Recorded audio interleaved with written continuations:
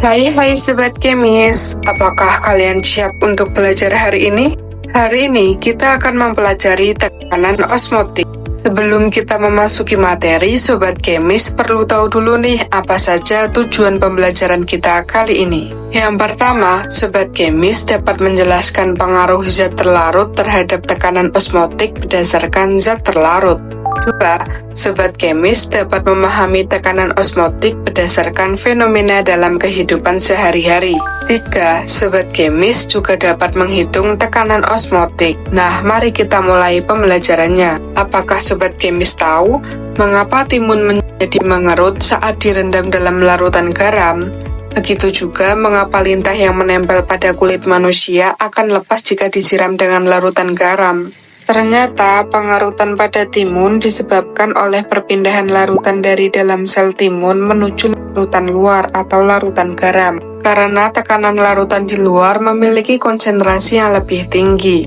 Sedangkan pengarutan pada lintah terjadi karena cairan lintah berpindah keluar. Karena konsentrasi cairan di luar lebih tinggi sehingga lintah dapat mengerut dan lepas dari kulit manusia. Semua ini adalah contoh fenomena osmosis dalam kehidupan sehari-hari. Osmosis merupakan perpindahan larutan dari konsentrasi rendah menuju konsentrasi tinggi melalui membran semipermeabel hingga mencapai keseimbangan konsentrasi. Untuk memahami proses osmosis, mari Sobat Kemis perhatikan ilustrasi berikut. Dalam sebuah tabung terdapat larutan air dan glukosa, di mana air bertindak sebagai pelarut dan glukosa sebagai zat pelarut. Air akan berpindah melalui membran semipermeabel menuju glukosa karena glukosa memiliki konsentrasi yang lebih tinggi. Perpindahan air menuju larutan konsentrasi yang lebih tinggi sehingga air akan bergerak keluar sel dinamakan larutan hipertonik.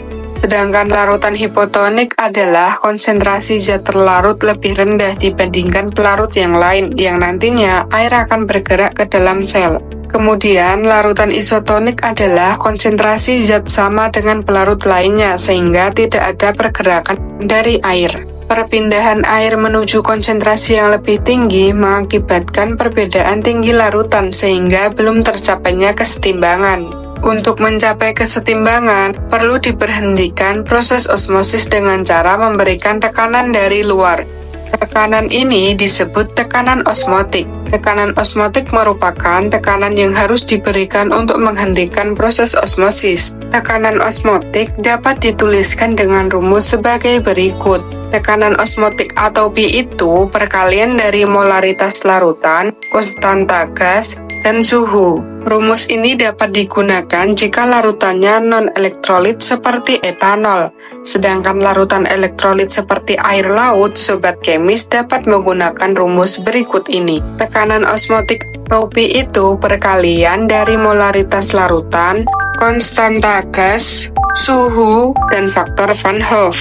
Terima kasih Sobat Kemis sudah mengikuti pembelajaran dengan baik. Sampai jumpa di video selanjutnya ya.